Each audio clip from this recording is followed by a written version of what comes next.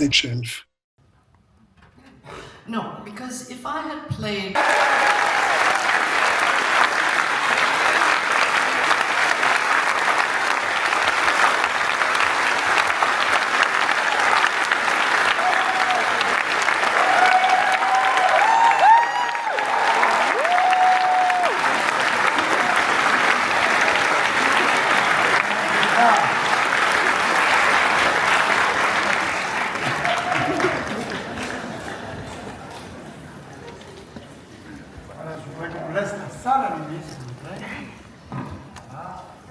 I like to have the questions in advance.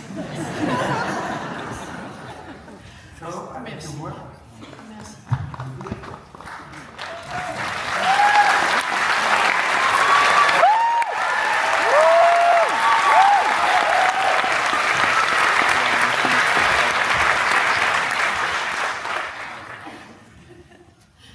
Comment ça va?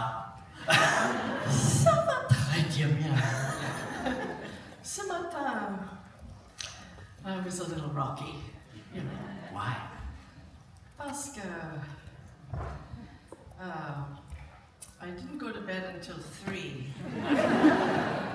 Talking about the Dupieux amazing film. Vous êtes allé à la fête après? Oh, Vous we pouvez had parler? we had such a great discussion about it. It's fantastic. Well, let's start with that. Let's start by yesterday. And when you got the Palme d'Or, it was a beautiful moment. Very simple question to start with. What was the feeling? What did you feel at this moment when you got the prize, when Juliette gave it to you? I felt just a wave of feeling coming from the audience, and it's so much bigger than I thought. So many tears of people all the way up to the top. Yeah, it was a lot. It was a lot. I live a very quiet life, and really I don't get any respect at home. So it's sort of amazing to come into this arena and have that big tidal wave. Yeah. And I love the moment with Juliette, and I love what she said about you and about your work. And I know you're a cinephile. I know you know your movies, but I wonder, what is your relationship to French cinema? I know you know most of it. Well, I mean, I'm ashamed to say that in this now. It used to be that there were a certain number of films that you had to see in the time between Christmas and January 1st or something, or Thanksgiving. All the serious great films came out. So, foreign films and all the films that were going to be nominated. So in order to do this with some authority, you had to look at enormous numbers of films. And also, I'm so old that I've worked with absolutely everyone. And I'm going to run into them, and if I haven't seen their film, I'm an asshole. So I just, in answer to your question, I haven't seen enough films. And I also have 4 children who are grown, but that it never ends. And also I have 5 grandchildren. So I don't sit and watch enough movies. It's a crowded life, but I signed up for that, and that's what I have. So no, I haven't watched a lot of movies, but I did watch Camille Cottin in every single episode of 10%.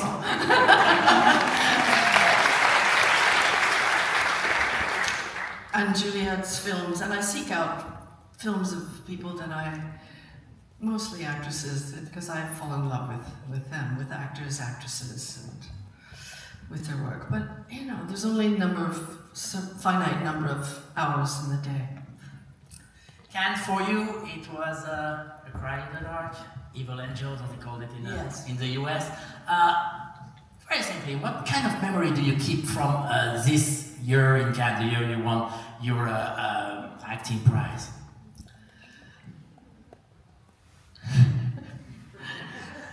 When I came to Cannes the first time, they said, you will need 9 bodyguards.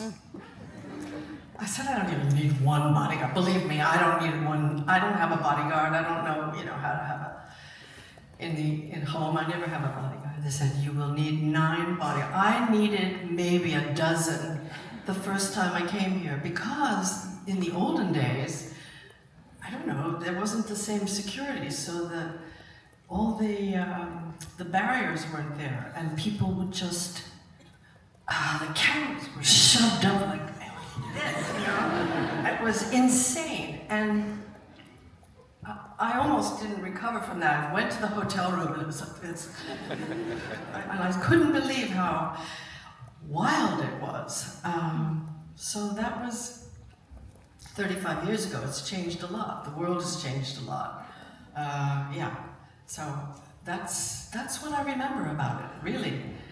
The moment of getting the prize. I don't think I remembered it. Really? Yeah. Wow. I was so afraid.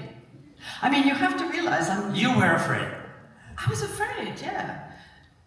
Like physically, because I don't know, I'm not a rock star. I don't. Yes, you are. No, I don't have a very boring life. I mean, not boring, but filled with things that are not hyperbolic like that. Yeah. Okay, I'm gonna go back to my career. We won't do movie by movie. It's Okay. I know artists don't like that, but I'm gonna start with Kramer versus Kramer.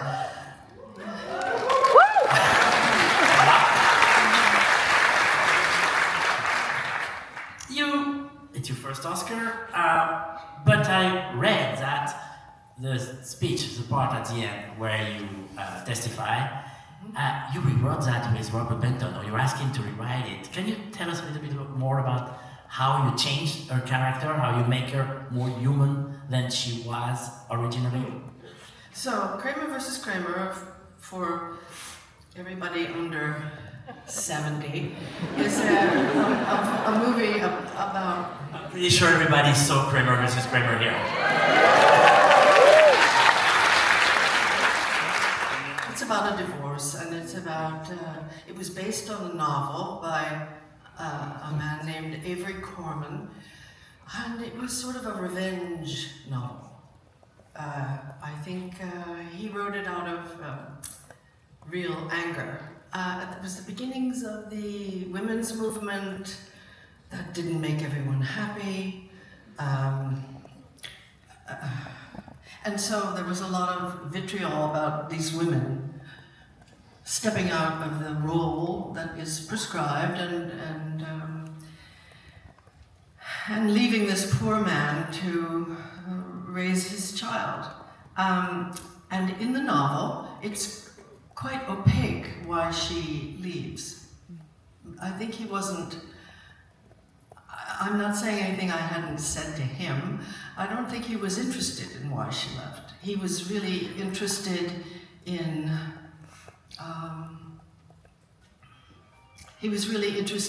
the father's dilemma. How could he possibly raise this boy and keep his job, and he barely knew how to be with a 4-year-old. So that was interesting in and of itself. So in the film, when Robert Benton took it and worked on the screenplay, he was the director as well. He said, so in the beginning they break up, she leaves, and most of the movie is about Dustin Hoffman coming to be so close to his little boy in a way that he had never been. And then the mother comes back and sues for custody. She comes back after 18 months of being away. So Benton said, "Why did she go?" And Dustin said, "I know." And I said, "Oh, tell me why." And so we all had this big discussion about why. And he said, "Well, I need this speech for the courtroom. I need her to because it's such a mystery." So we all went into our dressing rooms, and Dustin wrote his version of my speech, and Benton wrote his version, and I wrote mine. And then we voted, and I won.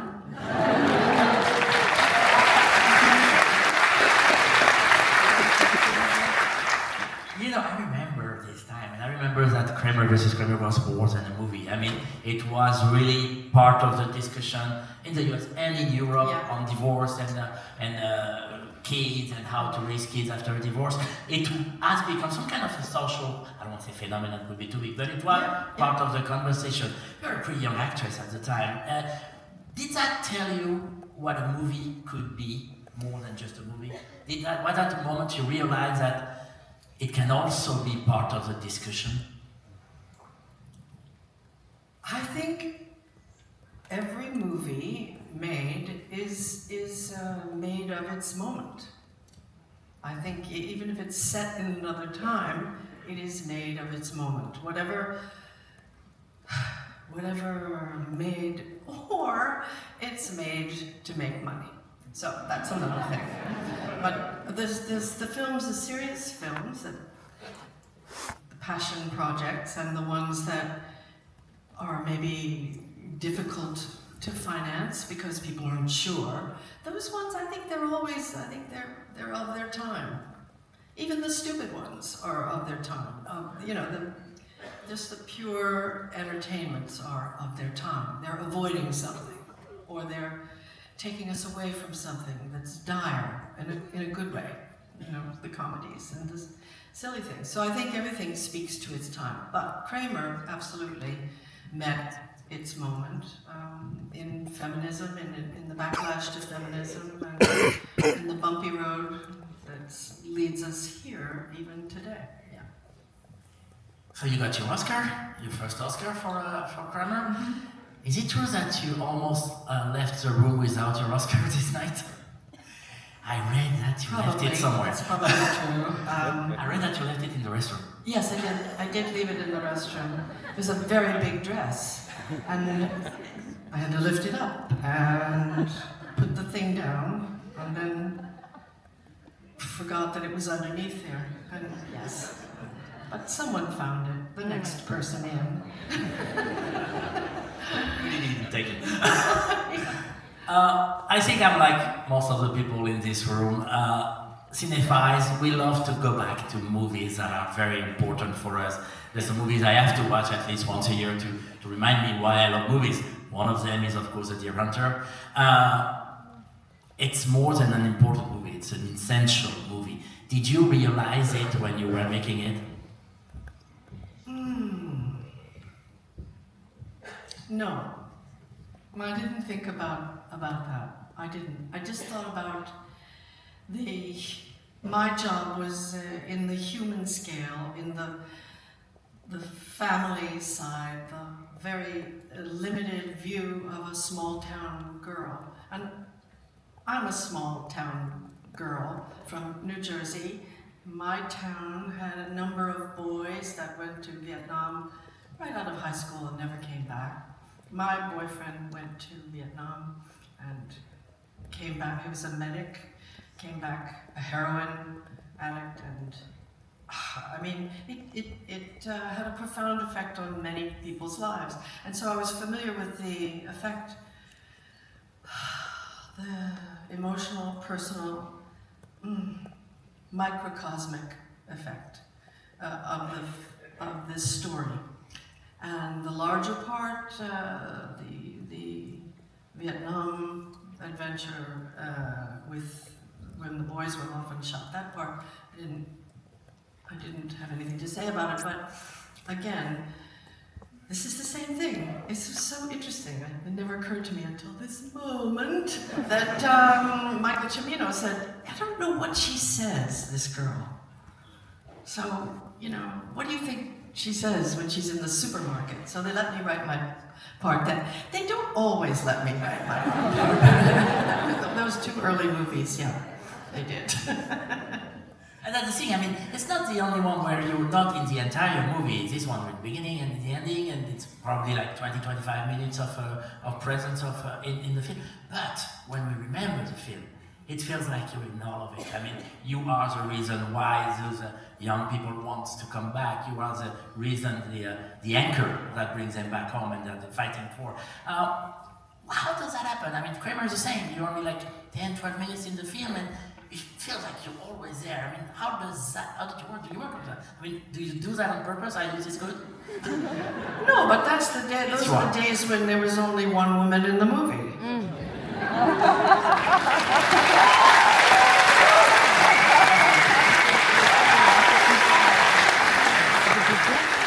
So we remember her. We remember her hair. You know, I don't know. Also, Dear Hunter, the first time you're singing in a film, when you sing God Bless America at the end, remember? Is it? Oh yeah. Am I correct? Yeah. Everybody sang. Everybody sang. Yeah, but you started singing. And after that, there were plenty of. You were formed as a singer in when you were a kid. You sang in a lot of movies, Postcards from the Age, Prairie and Companion, The Prom, Into the Woods, and even badly in Florence for Such a Kids. Do you like that? Is it something that kind of liberates you when you sing in a movie? I think I love to sing, and when I was a kid, I thought, you know, I took opera lessons. I had a coloratura voice, and then I started in high school cheerleading and smoking. Those two things kind of ruined it. But I didn't really like opera anyway, so I like rock and roll and Joni Mitchell and things like that. So yeah, but I love music, and I think singing is a direct line to your heart. I think it's just, in drama school, one of the greatest teachers I had was the singing teacher, because she would make the whole class. She said, this term, all of you, she addressed 12 of us in our class, she said, all of you will get up and sing in front of the class. You'll sing something that means something to you, and you will make us cry. And the boy said, yeah, they'll die laughing. And she said, no, you're going to do it. And they said, no, I'm not going to do that. I'm not going to do that. I don't sing, you know. But she said, no, when you sing, you open something. It's a direct line. Your head isn't involved. It's just the melody and the sentiment. And she was right. Every one of those guys got up and sang something. One sang to his, oh my mama, to me you are so beautiful. It was fantastic. It was a great lesson.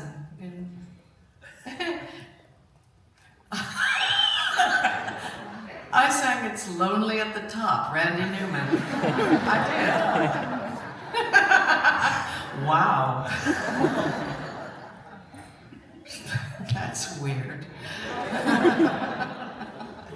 I meant it ironically, you know, because I was broke and everything.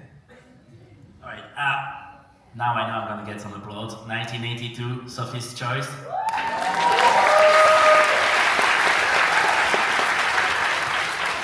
I read something that is really hard to believe. I mean, we all remember the scene of the choice, which is talking about it, of course, but I read that you did it in one take. Is it true? It's a very first of all, what you do is unbelievable, but it's a very complicated scene. There is tons of people, there is a train behind it, there is a smoke, and you did that in one? Is it true? No. No, there were two takes. Oh, I wasn't far. But the one in the film is the first one. No, the one in the film is the second one. Because the first one, the little girl didn't know what was coming. And so she looked at this man, and she had no reaction when she went off. Second take, she knew what was coming. She knew he was going to grab her and take her away. And so It's the child's reaction.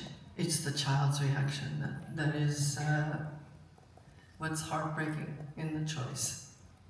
And yes, she's a wonderful little girl. I think she works in Paris. She has a very important job somewhere. Yes, I read that.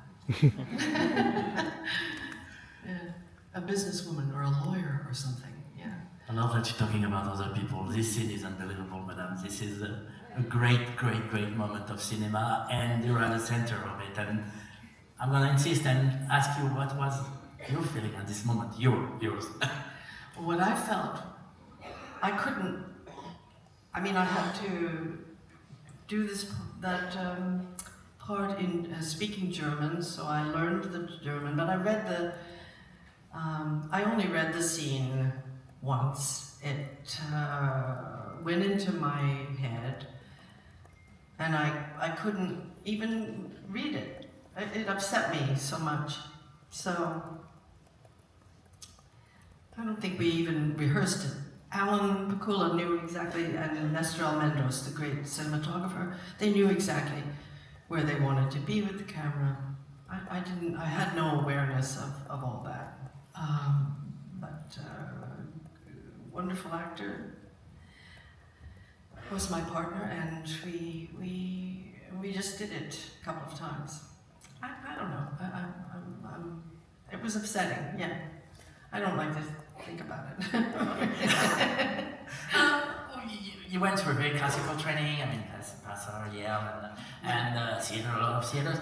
So I wonder how much this classical basis that you got there helps you going through this kind of thing, not this one, talk another one. I wonder how does that help you? Did that help you through the career when you had this kind of very heavy moments to play? Nothing helps you. You feel at sea when you have a scene like this. Really? Yeah, because in a way that's valuable, to want to be blank, to not think about anything, and for me, not to, I have a technique that goes from part to part. My education in drama school had 3 different distinct approaches. Each year they would hire an acting teacher, and then they'd fire him, and somebody else come in and he'd have a different method. And they'd fire him, and then the 3rd year you have another guy. And so we had a grab bag education, and that's valuable because I have different pockets, different pockets to go into.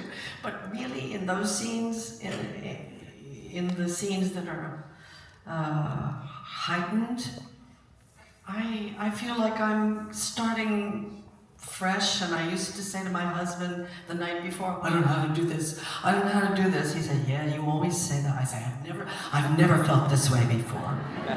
Never. And I think there's something wrong with the script. It's always that.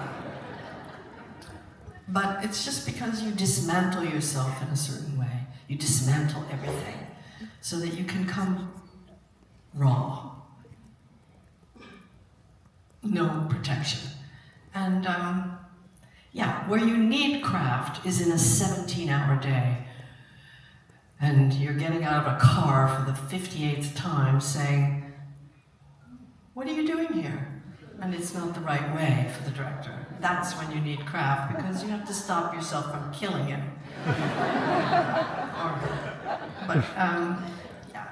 It's repetition that's difficult, but I don't know. What a terrible answer. That was pretty good. Okay. Since we're talking about craft, I know you don't like this question, so I'm going into deep now. You are the best in the world in accent. It's unbelievable what you can do with accent, whether it's a British one, whether it's a Polish one, whether it's you've done them all. So the question is pretty simple. I know there's a lot of acting students in the room. So what would be your advice to them in terms of accent? And the second part of the question is, do you use the accent as kind of a mask to protect you from the characters? Women from central New Jersey all my life, I wouldn't be in this room. I really wouldn't. Pretty good movies with Jersey. No, I mean, it's a way of expanding the palette, you know. And everybody's different. I have some friends who are just fantastic actors who depend on a coach. And I have worked with a dialogue coach once and Dancing at Lunasa. I found it difficult because I'd made an Australian film and I'd done that on my own, and that kept creeping into, because it's very similar, a lot of the stuff, to the Northern Ireland thing. So I had a coach, and I found it just completely discombobulating because he would sit on the set, and this is what they do.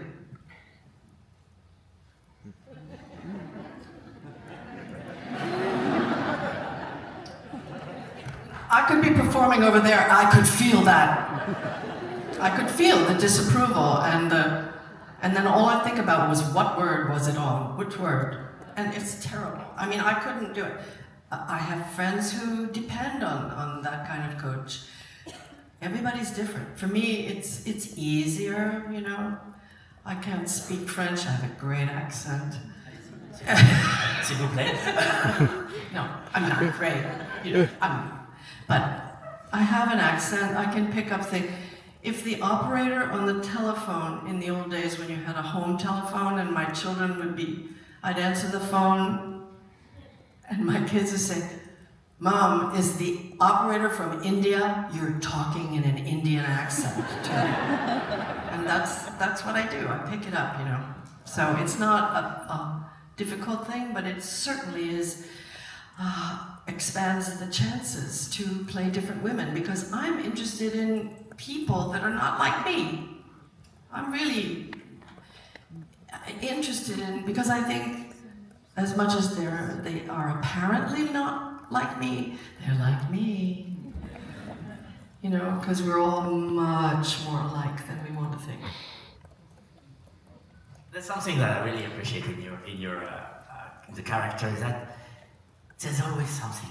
There's always, I don't know if it's a gesture or a posture. I mean, Silkwood, for example, she has a way of handling herself that is very particular. In Pentagon Papers, the Post, Steven Spielberg movies, there's one moment where you take the phone and take off your hearing, and this is like, well, she's an important woman. We got something here. Do you add that, or do you follow the instruction of the directors? I mean, in the case of the Spielberg movie, for example, in Sick with Mike Nichols, do you follow what they say, or do you tell them, maybe she should be handling herself like this? I mean, Silkwood is very relaxed.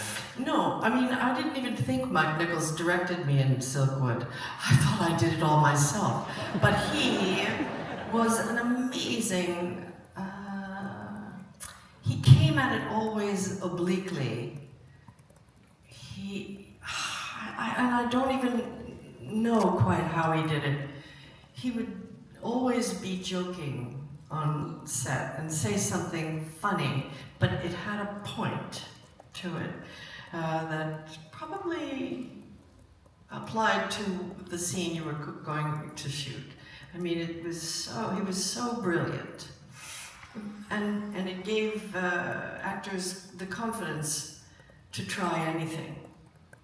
And the best thing that he did was he would sit right by the camera, and if he was laughing, tears would just pour down his face.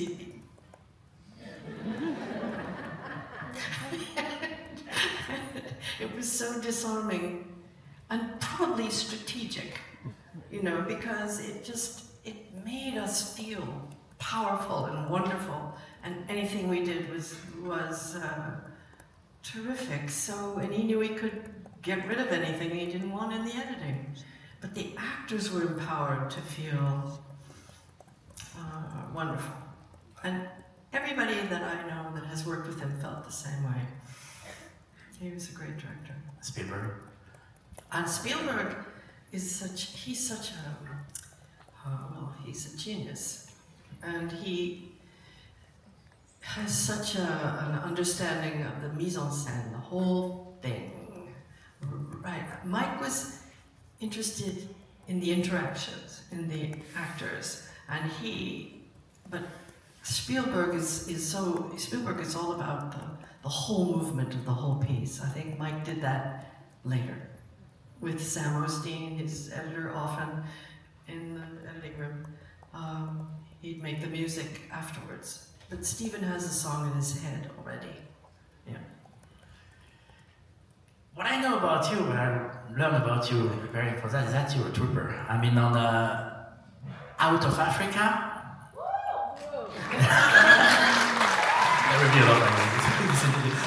In Out of Africa, I read that during the scene when Karen arrived in the farm, she's walking down, there's a voiceover, and the scene is pretty long, and you did the scene, but you had something in you. Oh, yeah. Yeah. Is the story, please? Yeah, it was a nighttime scene, and it was early on in the shoot. And we had the big lights, which attract everything, bats, insects, and everything. When I did the long shot, I got out of the thing, and I had a very thin, white Lille, I don't know how you say it in French, blouse on. And very early on, action. I got out of the thing, I climbed down, I felt a thing, maybe this big, go in the back of my collar and make its way down the back. I could feel it. I didn't know it was going to bite me. I didn't know. But it had taken so long to set this thing up with all the people. It was late and everybody wanted to go to bed, and I didn't do it. At the end, I said to Roy, "There's something in there!" And he went, oh, and he smacked me. And then we brought it out, lifted it up, and it was this bug as big as my hand. But you finished the scene. And it didn't bite me, so I shouldn't have killed it. Yeah. There's so many things that we remember from Out of Africa. Yeah. Whether it's music, whether it's you guys, with Redford, whether it's also probably the most remembered shampoo scene ever. How was that this day? There's another scene where Roy Helland, my hair and makeup man. So Redford is meant to wash my hair in this river, and we had been told one thing to be aware of. Two things that were dangerous. We had lions, but they were imported from California, and they were supposedly fine, tame. They were not.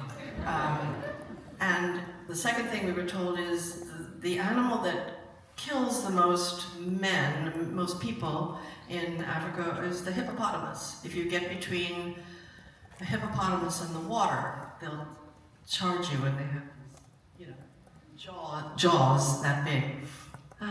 So we were shooting in the river, and the hippopotamuses were right above it. I don't know if they show that in the movie, I can't remember, but I was aware of it. And Redford was washing my hair like this. Pardon.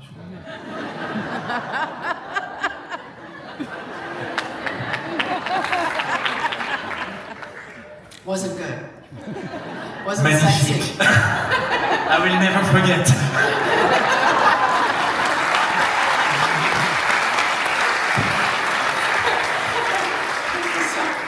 So Roy comes up, my hair and makeup man, and he said, Bob, you go like this, and he said, like this, which is the best part of my day when he does that at the end of it. And so Redford took the lesson, and he just really got into it, and he was great. By take 5, I was like so in love.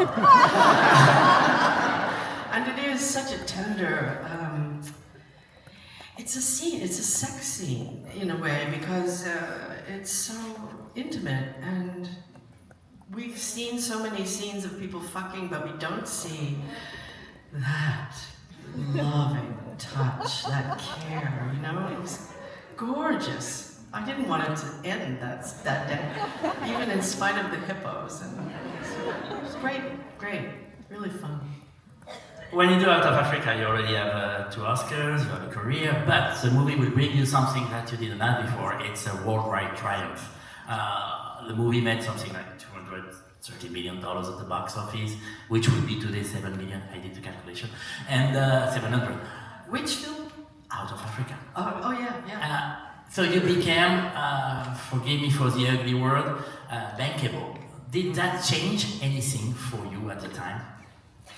Probably. Which way? Probably, but I didn't. I wasn't aware of it, honestly. I think my agent was very aware of it, but I was not so aware. I didn't pay attention that closely. I just would fall in love with stories, and it didn't matter. I wasn't aiming for a blockbuster ever, really. And so the ones that ended up being blockbusters, Mamma Mia, Devil Wears Prada, I was 58 and 60 years old when those, and I never thought they were going to be anything except fun and, sort of a little thing in there. But no, I didn't know they were going to be big, but I knew I could get them made. Yeah. There's a bunch of beautiful romance story in your filmography, from South of Africa, which is Madison County, and others. But what I love is that the women character, the woman you play, is not at all in the rules of the romantic story. I mean, Karen Dixon is not, the Italian lady in Bridges is not. Is that why you wanted to play this role, or is that coming from you, the fact that they are not at all like what we used to see in the romance story? I don't even know how to answer that. I mean, I'm not sure what we usually think of as a romance story. A love story. A love story. I thought they were love stories. Yeah. But different. But different, yeah. I don't know. Sorry, Didier, I didn't understand the question. That's okay, no problem. What I mean is that the character that you're playing is not at all in the standards of the genre. It's not at all like other female character in this kind of stories. Do you see that? Okay, yeah, I get it. Yeah, because I get it. Yeah, because Thank you. because the woman had an occupation other than the man. So the occupation in Out of Africa was she was a wonderful writer, and she was trying to survive on a coffee plantation and keep everybody alive. I mean, and so she had another life, maybe, other than him.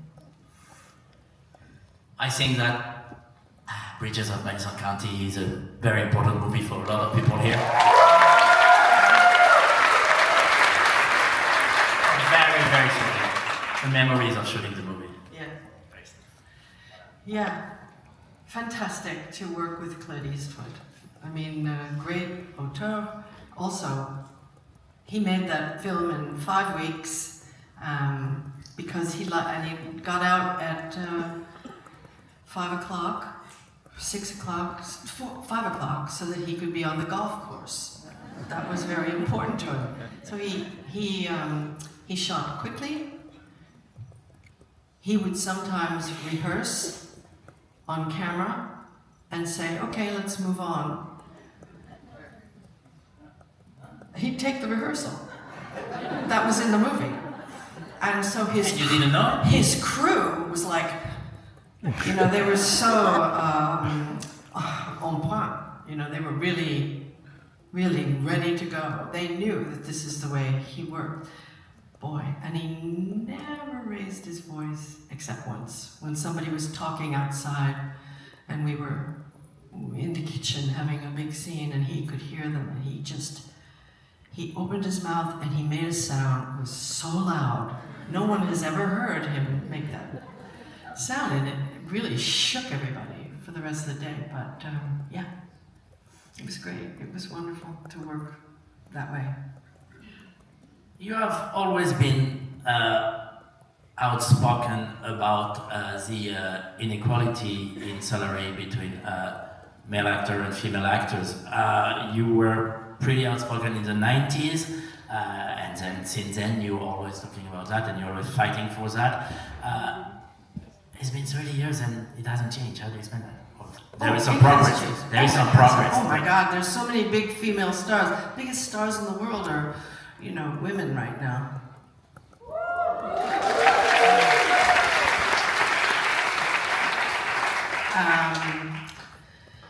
In terms of, although Tom Cruise probably is way over, over the top, but you know, it's a lot different than when I started. When I started, I think there was, I don't know, in how they made the deals. I think there was a lot of leveraging and trading of, you know, I'll give you this big male star if you. I'm not sure how it all worked, but I think it was, we were undercut, women, in those negotiations. But now I think they understand that it's still kind of, movies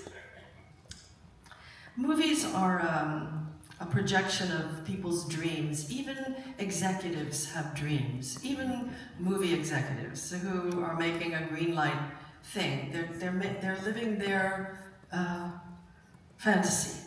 And so it's very hard. Before there were women in green light positions at studios, it was very hard for men to see themselves in a female protagonist. It was not difficult for the women executives to see themselves in a male protagonist, but the hardest thing, I've said this 150,000 times, is that the hardest thing is for a male to live through the female in a movie who's the lead.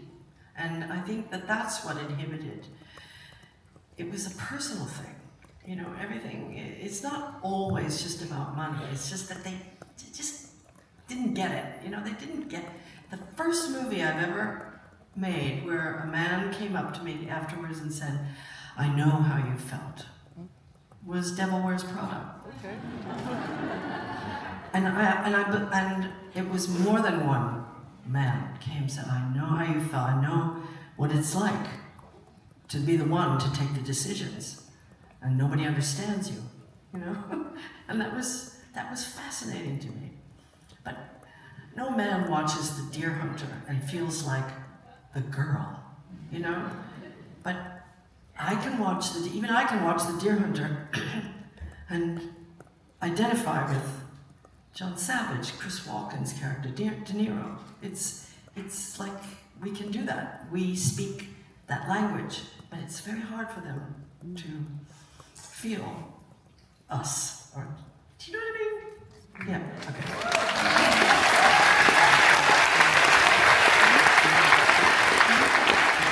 I'm going to keep going on this. And in the 90s, you were pretty much you were outspoken about Pretty Woman, and you were not very happy that the only movie with a female star, which was a huge success, is the female star is a prostitute. Do you feel that nowadays the role given to women in Hollywood are better, are much representative of what they are in the real world? Oh my God, the roles are wonderful now, I think, for women.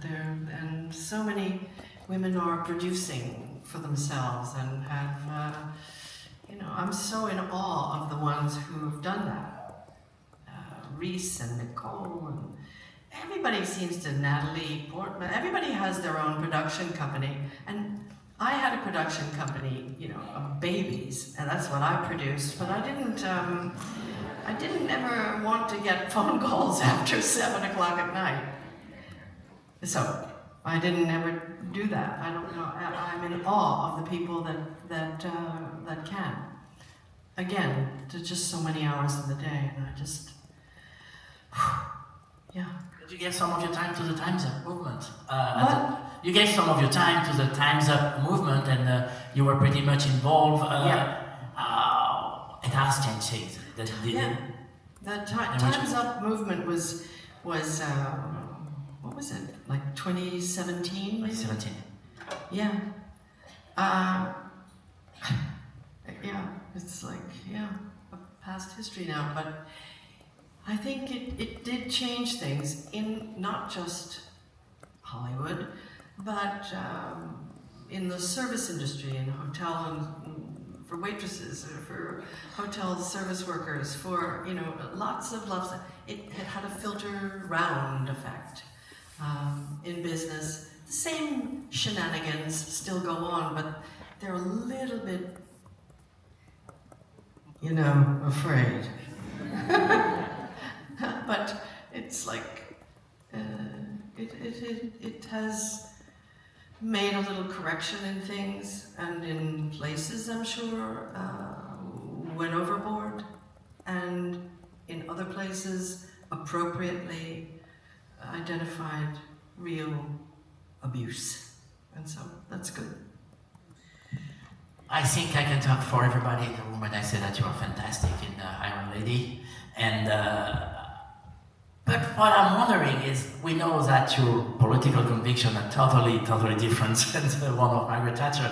Is it really difficult to play a character that really doesn't think like you do? So for Margaret Thatcher, there was a lot that was interesting about her. I found it was fascinating. The film really was. The film was like Lear in a way. It was like interested in the end of power, in the diminution, in the humbling of great power. And it's a thing that isn't really feminine or masculine. It's just when people decline. What is that like? I mean, it's just the beautiful leveling of time, the reckoning of age, and so that's where we were with it. Looking back on the confusion of it, that was interesting to me. Her politics, that's a film still to be made about her rise and how it happened and why the things came together the way they did. Her friendship with Reagan and everything. But that wasn't what we were doing. And this movie allowed your makeup artist that you talked about yesterday to get an Oscar, and that must have been wonderful, was it? Yes, it was. It was fascinating, and I loved the opportunity to. When I was a little girl, I remember I was like 8, and my mother had an eyebrow pencil, and I liked to draw. So I drew on my face all the lines. I was fascinated with my grandmother, who was in her 80s, and I drew all the lines on my face that were like hers. And I took a picture, and my mother took a little black and white picture, and it looks like me now. And it was really, because I've always been interested, my grandmother said to me, I'm just like you. In my mind, I can do a cartwheel, I can roll around on the floor. And I thought, my grandmother is like me? That I'm like her? So it always as a child interested in me, the circle of who we are incipiently inside us, and then what we become. All that. So doing that old age makeup in Iron Lady and feeling that and feeling it, it just, it was very satisfying artistically to meet that again. Very recently you played another woman of power.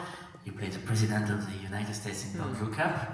I wonder how much it was inspired by the worst president of the United States that we ever had. Well, it was really Great, by the way. Thank you. That film was, I think Adam McKay, you know, he's an amazing filmmaker and he's so funny and he's intent on delivering sort of a lethal method with a joke, message through a joke. And he did a great job. But yeah, these preposterous characters that I wasn't imitating any one president, but I was taking off a lot of the way a lot of women present on TV in the United States, the bright colors, the barrel curls, and yeah. I thought, I don't know, why not? I have a question regarding the difficulties. I wonder, you played all kind of characters. I wonder if there's a level of difficulty that is different for you, if it's a period piece, if it's like French Lieutenant or Iron Lady, or if it's a very specific character like the nun in Doubt, or the one in Lemony Snicket, if you want, or if it's more like a normal character, down-to-earth character like Silkwood, if you want. What is the most difficult for you? If you have to dress up, if you have to go in to another time, is it easier? Does that facilitate the job? Is that something that you, or is it more difficult if you're just yourself? I'm dressing up all the time. So, you know, to decide what to wear. We all decide every morning who we're going to be. You put on whether you want to fit in, whether you want to stand out.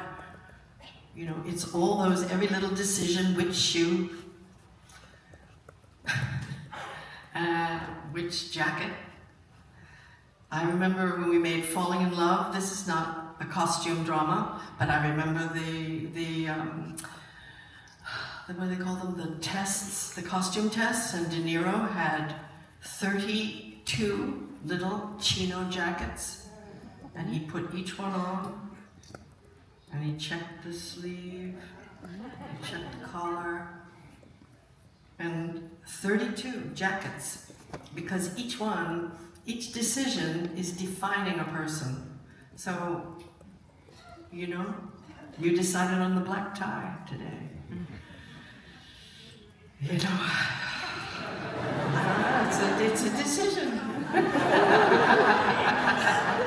No, I decided very conservative, you know, very, also hangover. So, I can't do anything too tough.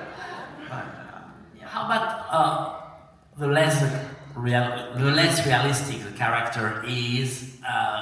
Does that help you? Does that liberate you? Does that make things different?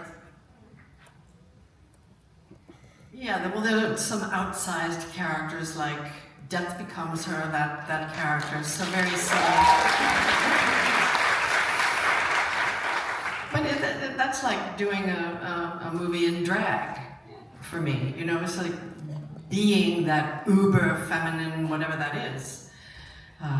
That's now the way people dress in in Florida. It's like yeah, it's a way of defining a person and having fun.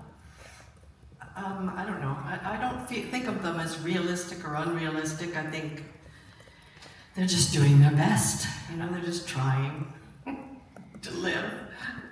I want to talk of another Mike Nichols movie, Postcards from the Edge. It's a beautiful movie. It's a funny movie. It's witty. It's smart. It's very well played. Very well written. I know that you develop a big friendship with Carrie Fisher on doing this movie so much. This is let's talk a little bit about when she asked you to play her. How was the relationship between you when you have to play someone who's on the set every day? Yeah, well, Mike Nichols called us the Gang of Two. You know, like Mao's Gang of Four. So we were the Gang of Two, and he was a little bit put off, I think, by our bonding, because she was the writer and I was the actress and he was the boss. But she was a fantastic presence, my God. Wild and so sharp and so funny. I really miss her, but yeah, I don't know. I didn't think really that I was playing her. It's just like on Heartburn when Nora Ephron, I played her, and I don't know. I didn't think about really her judging me or on adaptation when I played Susan Orlean and she was on set. I didn't think about that because I just believed I was me. I was just me. And I didn't sit outside and worry about the other thing. You know, the script is there, the other actor's there. The scene doesn't happen until you look into the other actor's eyes and you get everything there. So, I don't know. I didn't think about it that way. The movie is also a comedy, not only, but also a comedy, and you've done a lot of comedies. I mean, since She Devil, I think in 1987, you've been doing a lot of them. Is it different for you, like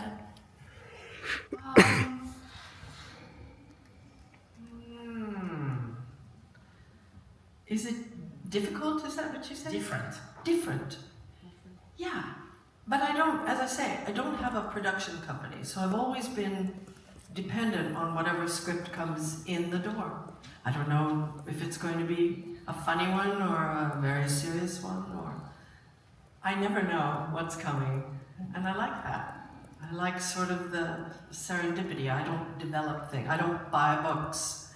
And although I think I just did recently something that's in development, but usually I haven't done that because, again, my family life took up most of that time, so I couldn't.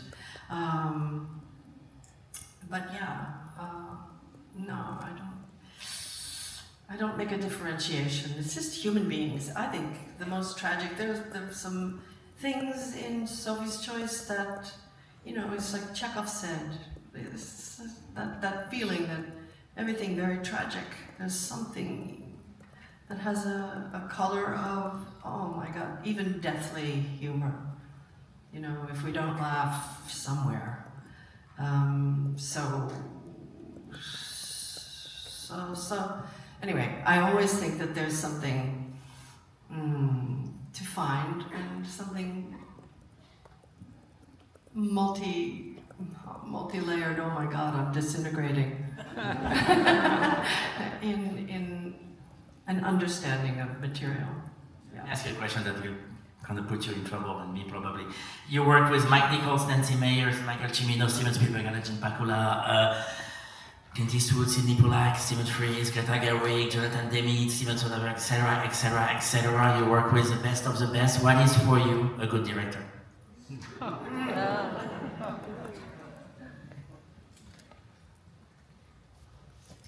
A good director is a confident director. That's the most important, I think. Really wants to be there. Really knows what she wants to say, wants to instill confidence in the group. The great directors make it a happy set as well, you know, or make it fun. But that's not necessary. What's necessary is you have the sense that that person really wants to tell this story and that the stakes are high, even in a comedy, that you want to get it right. So this discriminating eye, a demanding eye, and a passionate one, yeah. And what happens when you don't have that? What happens when you're on the set and you don't feel that? What do you do? I go home, you know, cook and get up the next day. Everybody's exhausted. Look, they're leaving. It's okay. I'm the same.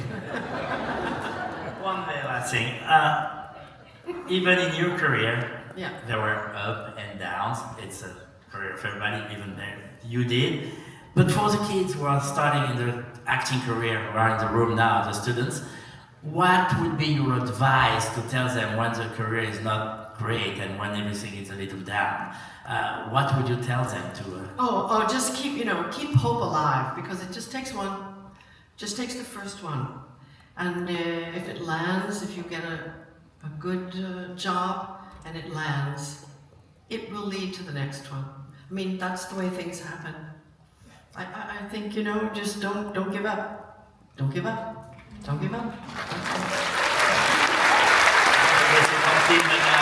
Mesdames, messieurs, Meryl Streep. Shelf.